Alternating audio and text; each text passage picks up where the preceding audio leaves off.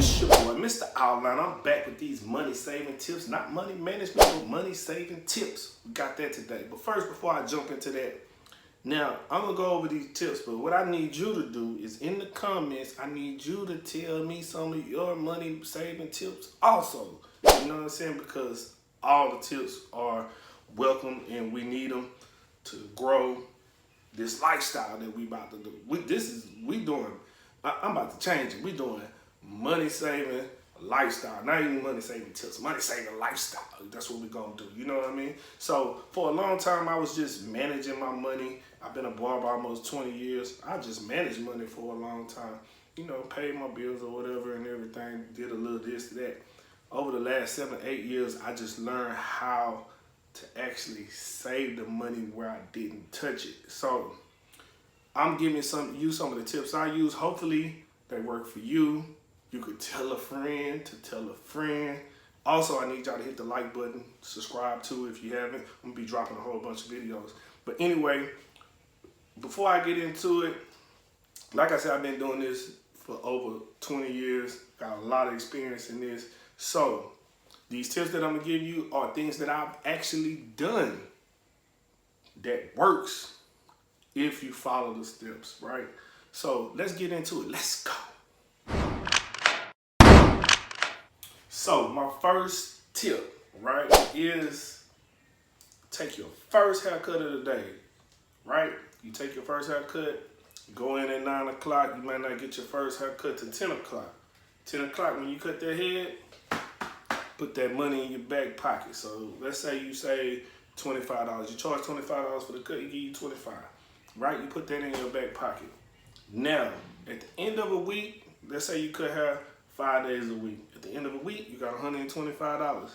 So what I used to do with the $125 or the $25 every day, I come home, put that in the shoebox, boom, I don't touch it, right? The rest of the money I make that day and the other days, you know, I live off of that money. So $125 a week times 4, that's 500. 500 times 12 is 6,000. Doesn't sound like a lot, maybe it does, but it adds up. You know what I'm saying? 10 dimes equal $1. We know this, right? So you got $6,000 at the end of a year that you saved, that you haven't touched, that you just got put up. Now, you have to think, sometimes you can expand on this, right? So sometimes you might just say, hey, you know, that's one goal after you feel like, hey, I'm comfortable saving this $25 a day. You know, my first haircut. I'm going to bump it up to 2. Now you saving $50. So, bam, you're $1,000 a month. $12,000 a year. So that helps you right there. So $12,000 a year times 5 years is $60,000. Nice little package for you in 5 years if you could just hold off. Sometimes things happen and you might can't save as much, but you want to try to reach the goal. You know, I always set you a goal and try to follow it and achieve it, you know. So that's my first tip, you know, to put your money, the first haircut, up, keep it for yourself, put it away, forget about it. Number 2 tip I used to do before I started saving the first haircut, I would take all my 1s and 5s at the end of the day and put that in the shoebox. So at the end of the day, 1s and 5s together, let's just say you got, you know, 8, 9 1s and 2 5s, you know, it's $18. You putting that up every day, you know what I mean? And I had got so obsessed with it at one point that I would actually go to the store and make change just so I can have money to put in that shoebox. That's what I'm saying. It becomes a lifestyle. You want it to become a lifestyle, right? So you want to feed into it, and keep, you know, saving. So now, after that, after you start making change on purpose, now you're putting up more, because that's actually more than the $25 or whatever you charging for haircuts daily. Because the 5s and 1s, it could add up to, you might have $35 in 5s and 1s today. The next day you might have 30. The next day you might have 40. You know, because somebody might come in and just pay you with all 5s, you know, or all 1s. So that's another tip, you know. So that's my number 2 tip. Save all your 5s, all your 1s, and put them in a box. Forget about them. Live off the rest. Sounds easy. Really not. You have to buy into it. Number 3. This is like the most obvious thing. For me, I eat out at work. You eat in the morning because you go early. Eat at lunch. And then you're too tired to go home and cook or something after you get off a long day. So now you're buying food also. So now think about that. Let's say the average is you $8 every time you eat. In the morning, lunch, dinner, right? That's $24. So $24, let's just round it to 25. That's the $125 right there. So you gotta find a way to at least cut that in half. You know, it's not easy everyday cooking, meal prepping. Me, I don't like meal prep. I like something different every day, fresh, hot, whatever you want to call it.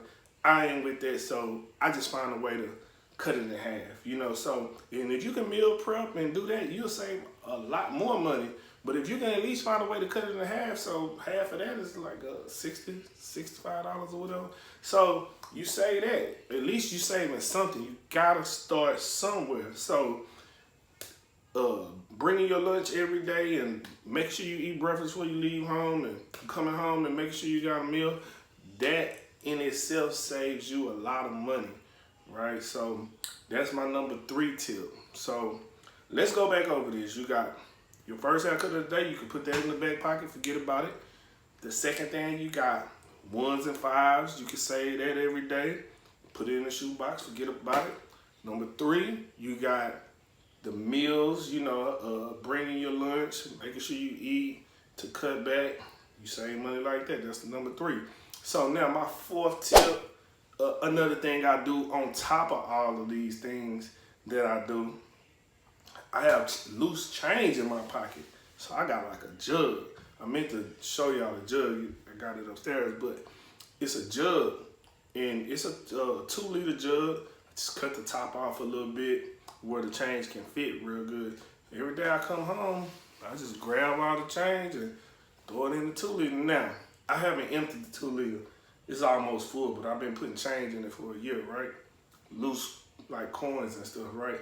So I've been putting it in there. I don't know how much it is, but I used to have a Versace can of cologne, the blue one. The blue Versace can. It's about this tall, about that round. And I used to fill it up. And once I filled that up, it was probably like $125. Put it in the coin machine, they take their little cut. I'll probably walk out with $100. Easy money. So now I can just imagine I got a 2-liter full of change. It's probably like $350, $400 in there.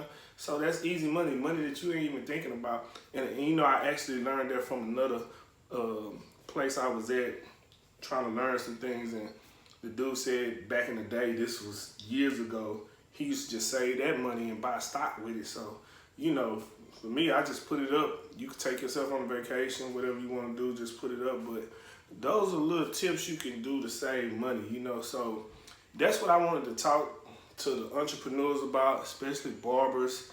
You know, you can apply these rules, principles to anything, even if you getting a check every week or 2 weeks, whatever. You just take a certain percentage out and live off the rest. Just make sure you put it up. It's kind of easier for people who have a job, because it's like automatic. They might not never even see the money, touch it. You know, by us touching money every day, it makes it difficult. So you have to learn a way to save your money. So on that note, I need y'all to like.